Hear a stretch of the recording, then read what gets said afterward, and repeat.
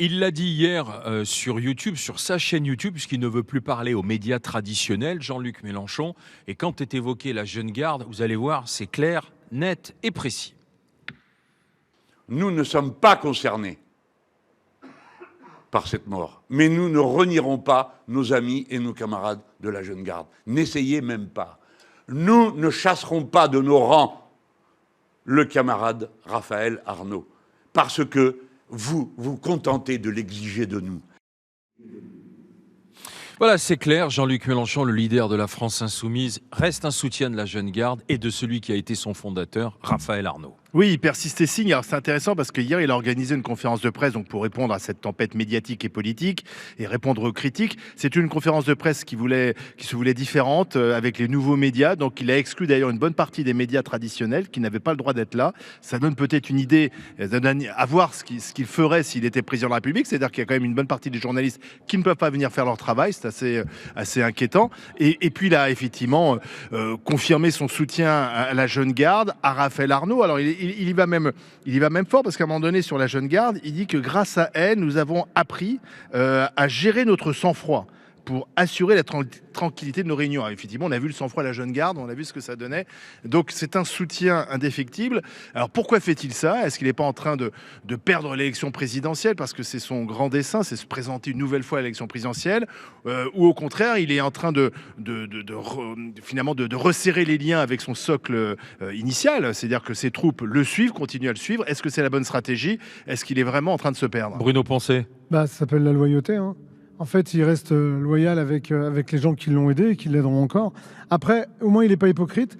C'est pas comme d'autres partis qui se cachent en disant qu'ils n'ont plus de contact avec leurs extrêmes, alors qu'en fait, ils continuent à travailler avec un patron d'imprimerie qui est quand même un des anciens patrons du GUD, qui continue à avoir enfin là, ils viennent de le déconnecter, mais un ancien maire, le maire de Fréjus, qui était quand même proche du GUD. Eux, au moins, ils ont eu un peu cette hypocrisie de dire non, mais nous, on les connaît pas, puis après, ils les débranchent à quelques mois d'une grande élection. Lui, Mélenchon, moi, il y va au cash. Je pense qu'il est dans une stratégie à l'heure actuelle où il se dit de toute façon, il faut assumer ce qu'on est et lui va aller jusqu'au bout. Après, il rend comme ça les autres personnes de gauche, il les rend beaucoup plus mous et tolérants. Donc en fait, pour l'instant, il est en train de faire le rôle un peu de l'épouvantail pour tout le monde, je pense. Barbara. Je crois que Jean-Luc Mélenchon, il a une stratégie maintenant à la Dieudonné. C'est-à-dire que il y a eu des dérapages multiples et variés. On est quand même là depuis 3 ans à peu près sur des multiplications de dérapages.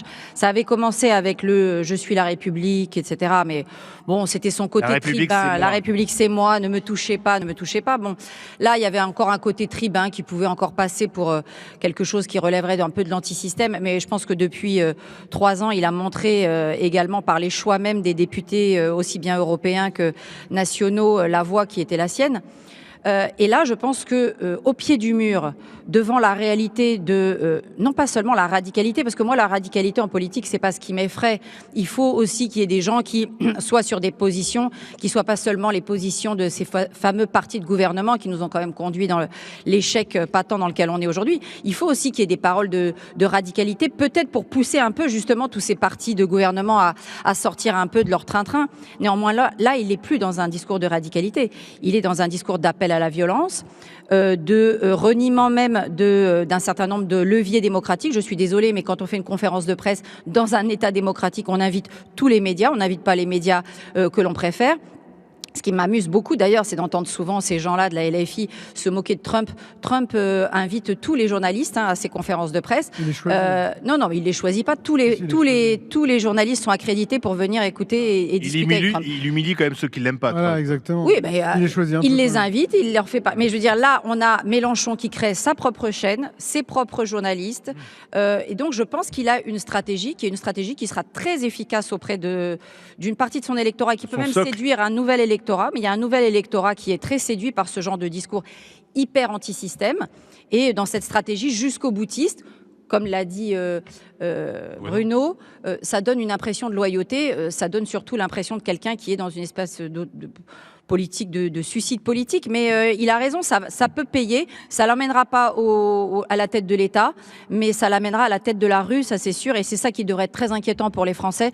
C'est l'insurrection que prépare Jean-Luc Mélenchon. Et j'espère qu'en face de lui, il aura la force publique pour s'y opposer. Nous sommes le bruit et la fureur. Hein. Souviens-toi de ce qu'il avait dit. Emmanuel Oui. Devilliers. Alors, moi, en toute liberté, dans la sensibilité qui est la mienne, c'est plutôt une bonne nouvelle, car les Français ne veulent pas d'un deuxième tour de l'élection présidentielle Mélenchon, le RN, donc vraisemblablement M. Bardella. Ils veulent un choix plus divers que de voter les uns et les autres pour ce qui n'est pas repoussoir. C'est quand même très grave d'élire un président par défaut. On l'a déjà fait un peu en 2017 avec le président Macron qui s'est retrouvé au deuxième tour miraculeusement suite aux affaires Fillon et autres. Donc c'est plutôt une bonne nouvelle.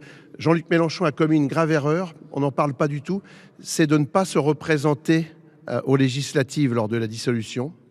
En 2024 Voilà, il a laissé la circonscription de Marseille à Manuel Bompard, qui a été élu triomphalement, je crois, avec 67%.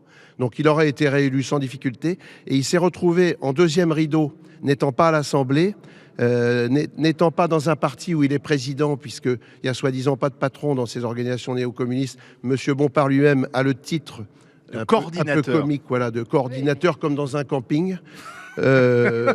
Et donc Jean-Luc Mélenchon maintenant s'enferme dans une impasse en maintenant le soutien à ces troupes violentes. Mais en même temps, s'il ne maintient pas ce soutien, il se retrouve un peu dans une pampa, dans un no man's land de ses amis dictateurs sud-américains.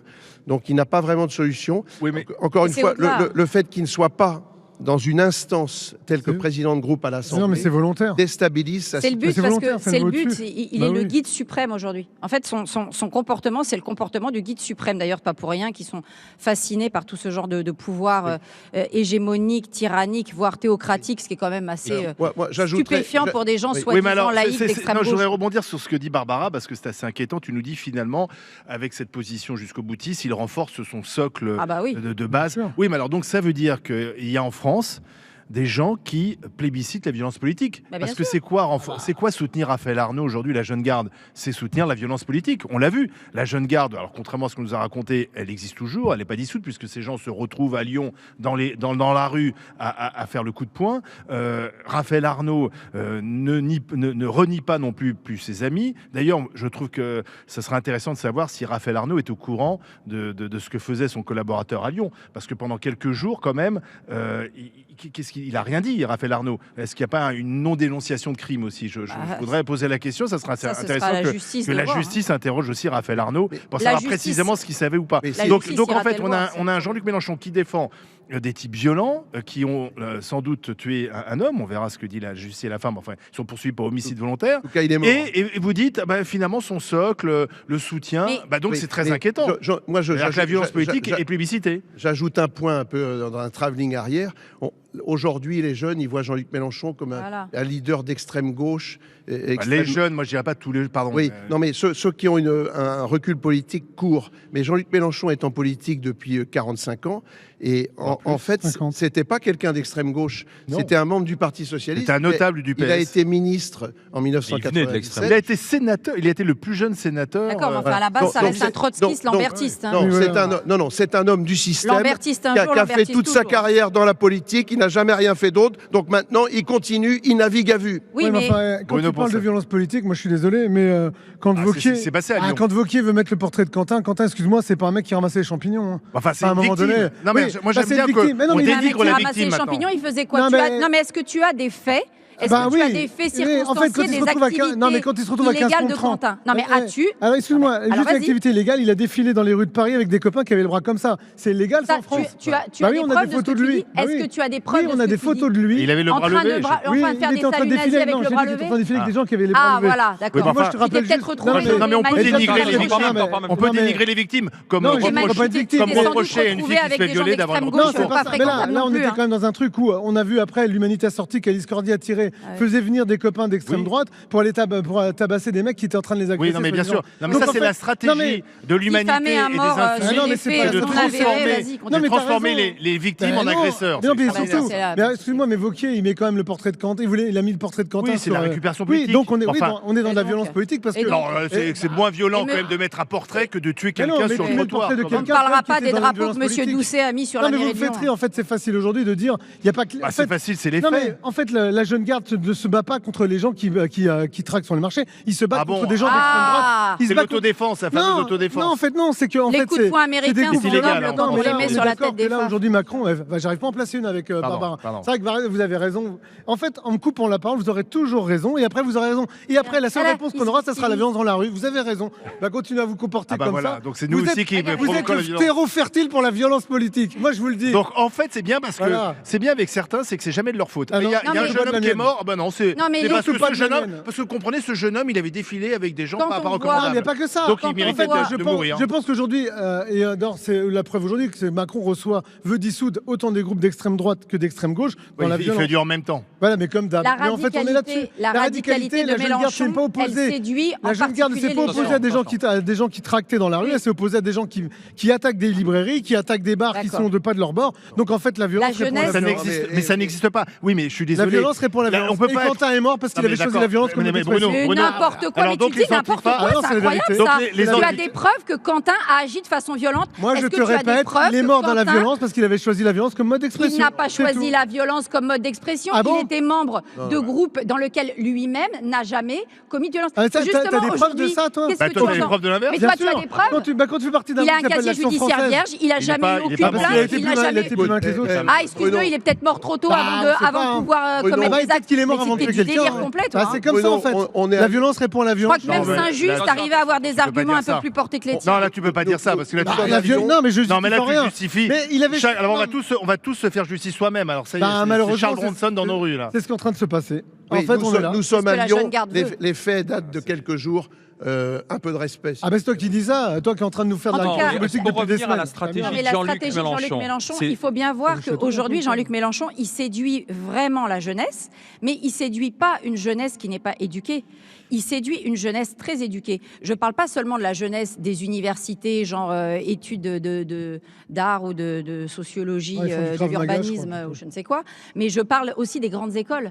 Moi, j'ai des témoignages de grandes écoles parisiennes, notamment l'école normale, supérieure, Sciences Po Paris, et même des universités, enfin des grandes écoles très prestigieuses.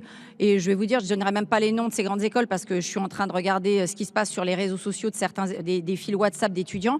Croyez-moi, ça fait vraiment peur parce que là, on est chez des gens qui ont fait des classes prépa, qui sont demain les élites de demain. Et vous avez des discours qui sont des discours de haine. Elles vont se calmer, ces situations en vieillissant après. Ah ben, ils se calmeront. Non, mais ils se calmeront en vieillissant. Ils finiront au modem. Oui, ils finiront au modem. Mais en attendant qu'ils finissent au modem, le temps s'accélère et on peut aller vers des temps de confrontation. C'est vrai que la fac de droit d'Assas, c'était quand même un repère de nous bisounours, on est d'accord. Souviens-toi de ce qui s'est passé en mai 68. Les leaders étaient tous des gens assez cortiqués, qui faisaient des études supérieures, parce que dans ces... Oui, bah ça c'est le voilà, slogan. ça monte. Mais les leaders du mouvement étaient des types qui étaient des théoriciens, des bourgeois, des penseurs, des bourgeois. Tu sais pourquoi? Parce que dans ces cas-là, ils pensent toujours révolution. Ils disent c'est nous qui prendrons les manettes et derrière le peuple n'aura plus le droit. D'ailleurs, il suffit de regarder. Il y a un truc très intéressant qu'a dit Jean-Luc Mélenchon hier dans sa conférence de presse. Vous avez vu qu'il avait choisi ses médias. Oui. Et ensuite, en parlant des autres médias, il a dit si jamais on prend les manettes, par exemple nos confrères de CNews, le journal du dimanche, il dit je les vends à la découpe. Vous voyez? Donc en fait, pour Jean-Luc Mélenchon, tout ce qui ne pensera pas comme lui, il ne faut pas oublier, comme tu le disais, qui vient du Trotsky, tout ce qui ne pensera pas comme lui, il sera vendu à la découpe. Ça plaît à son électorat. Et balancé aux Antilles. Donc ce sera une ligne, n'oubliez jamais, une ligne, tribunal révolutionnaire, commissaire du peuple.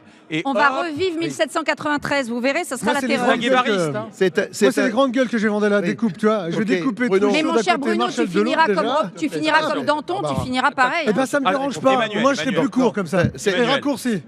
C'est un dictateur, Jean-Luc Mélenchon. Le seul problème qu'il a, c'est qu'il n'a pas de pays. Tu sais, Bruno, la révolution finit toujours par manger ses enfants.